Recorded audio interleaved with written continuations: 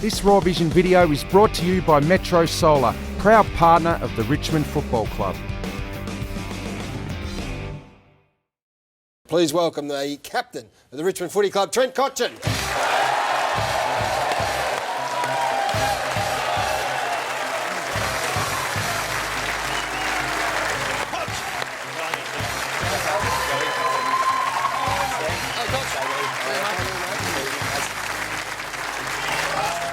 It is great to have you in, mate. It has been a very difficult season. We spoke to Joey earlier, not sure whether you caught that, on expectations going into a year. For you guys, having made the finals last year, that was the big hurdle to get over. You would have gone in with real high expectations, and it's been a really ordinary year.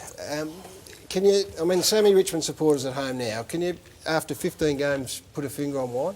I think it comes down to consistency of effort. I think early on we probably had a couple of games where we thought we'd win, didn't. And when you lose a game that you think, obviously, the confidence takes a hit. And from there, we've probably just, I suppose it snowballs. And the great thing is the competition's so even now. You can't afford to be off for a moment in a game, let alone a quarter or a half. And the end result is a 5 and 10 seasons so far, but we're looking forward to trying to turn that around for the back part of the year. Won the last two, which is a start, of course, but you talk about consistency of effort. You sit down, I'm sure, Damien Hardwick, your curve had been going up under Dibber, and all of a sudden it's a dip. I mean, you would have done an enormous amount of work on it throughout the course of the year, but, the wins have come against Carlton, who are 12th, Brisbane twice, GWS and St Kilda, so, there's nothing really to write home about. No, certainly not. We spoke about that today, pre-training. We think that Port is a real opportunity for us as a football club. Last year we had a really good win against them. Obviously, different story this year, but we think the challenge is there. It's an opportunity. We're looking forward to it. I think we played some pretty good footy against Freo and Sydney 3 or 4 weeks ago. But the challenge has been set and we just need to come with a real physical game. How's Dimmer gone with it? We understand he's a very educational teaching style coach, but through the course of what Gaz has spoken about, has he gone old school at any stage and said bring the mouth guards and see who wants it the most? I think Dimmer would love to get out there and get amongst it himself and probably knock a few heads around, but he's been very, very good in the situation we've been in. It's always tough. A lot of coaches come under fire when their team's not performing to the standard that was expected of them.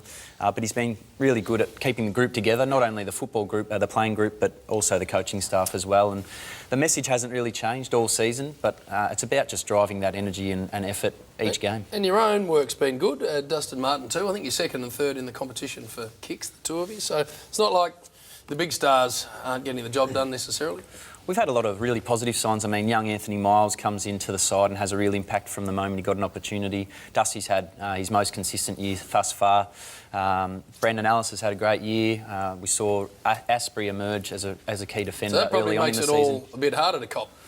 Yeah, it does. Footy is a team game and your performance is based on exactly how you are performing each weekend, and we haven't in the early part of the season, but hopefully we can turn that around. So, disagree, Jim. I don't think you can base it just on kicks, with respect. No. And you would understand that trend. You've always found plenty of the footy. You took over the captaincy when you were 22 years of age, which is a young age to take it on. It takes a couple of years to settle into it. I was really interested in this quote leading into the game against Greater Western Sydney. You had a meeting and the players, you said, one of mine, the feedback was to actually be a little bit more aggressive with my approach at times. Now, that came from your peers. How'd you take that and what did they mean by it, do you think?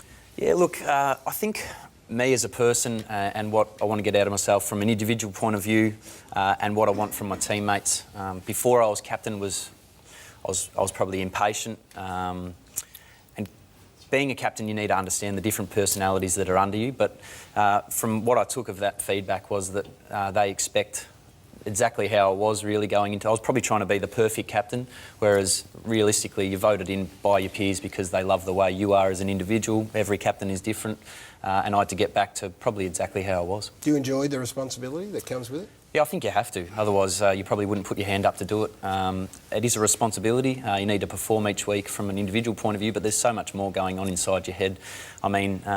Previous years gone by, you get to a game and you can't sleep after a night game. But nowadays it seems as though you're just mentally exhausted because you're trying to think of different ways you can impact the game, not just from a performance point of view, but also structurally. I'll just put these questions here because a lot of Tigers will be home and I'll let Sam have a go.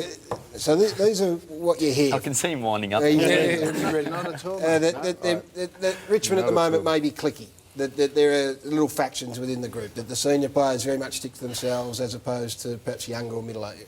I mean, can you address that now?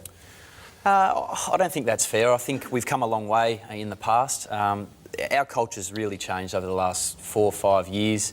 Yes, there's been question marks at times over the relationships that are amongst the group, but nowadays we are as strong and as solid as we've ever been, or since I've been there. And I think pushing forward, it's a big lesson that we've learnt this year, and it's probably been more that we've had guys that have wanted to be liked rather than respected, and we're getting to that point now where we challenge each other because we want to become the greatest side we can become as quickly as possible. And what about your own time at Richmond? I mean, there was a story a couple of weeks ago that the Hawks were circling. The Buddy Franklin war chest is there, it's waiting to be got at. Are you going to end up a one-club player? I would definitely think so, Gaz, yeah. I mean, Richmond is where I've started my journey, and I'd love to see final success and more. I'm not waiting to have a go. This is a more generic question. You could say this about Melbourne or St Kilda, but we'll say it about Richmond because you're here. Have you ever wondered how 5 kilometres away from Punt Road Oval, Hawthorn have been going gangbusters for a decade? Down the road, maybe Carlton have, although they haven't been. Collingwood, have you ever worked out, is it the culture that eventually permeates through the club that disallows you to have success? Is it something that gets entrenched? Because if you just drive, as I say, 5 minutes in a car, you'll go to a club that really has success, and you said the competition is so even, but it doesn't seem to be. Yeah, that's a fair comment. I mean, all the figures and facts show that Richmond haven't been successful for a long time now. Culture, yes, I think we've come a long way in that. As I said, we're starting to challenge each other as a group, and I think the more senior players you have that are on the right page and able to pass on that knowledge to our younger players, it's going to hold us in good stead for the future. Our club's in a fantastic position financially. Our facilities are the best they've ever been. And hopefully we can take some really big steps forward. As I've said, this year isn't the year that we wanted, but the reality is that that's where we are, and we need to make sure that those steps are taken earlier. Koch, what are you doing with Dustin Martin? Last year he was going to leave the club, he was shopped around. He's probably winning your best and fairest right now. What have you done with him? Yeah, Bill, I think he's just found the right routine. On and off the field, he's grown up, he's a lot more mature, he understands his body, what it takes for his mind to be sound every week. I mean, to the point where now he doesn't take any caffeine pre-game or doesn't drink coffee because it just builds that anxiety in him. So it's just little things that have taken a number of years for him to learn about himself as an individual, and everyone's different. So no coffees at all? No coffee's on the decaf, so... which still has some sort of effect on him, but no, I think he's just found exactly the right balance, and he's doing work with our KGI Institute upstairs, the Indigenous Centre. So Mark Williams, Choco, has been fantastic support for him, embraced probably his upbringing and tried to bring the two together and understand how, and the players have obviously been there for him as well. You came into the game as a number 2 draft pick, and you're a star from... You had some injury issues early in the piece, but I mean, your last 3 or 4 years have been outstanding, and this year's been great. So you have had some criticism this year, and not only the footy club, but you as well. Not fierce criticism, because your form line stands up. How have you handled that? I mean, that would be new for you, because there's nothing wrong with the way you're playing your footy and all those sorts of things, although some people, have questioned it. But how have you handled that personally? That would be a new sort of thing, I reckon. Yeah, look, I don't normally take a lot of what people are saying outside of our 4 walls. Obviously, there's a role to play for me every week, whether that be in the midfield, forward, or across the back line. Not that happens very much, but yeah, I mean, there's times where you hear whispers from other people outside of the club, but yeah. I suppose the reality is that everyone has an opinion, and everyone has... Well, the right to make I did a hear. comment. I've heard a couple of your interviews recently, and I really like the fact that you put the chest out and you had a bit of a go back, and I reckon it's a sign that there's some defiance still within this Richmond Footy Club. leader.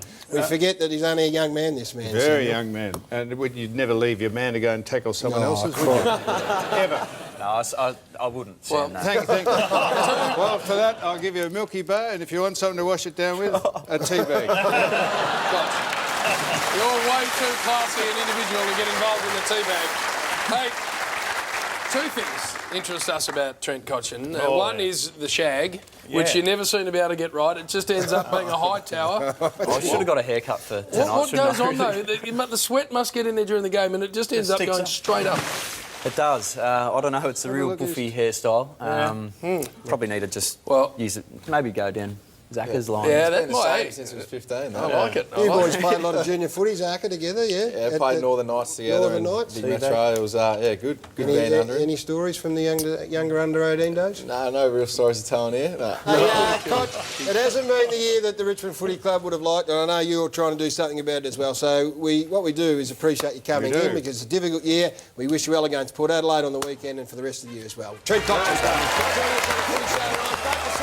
Take a break.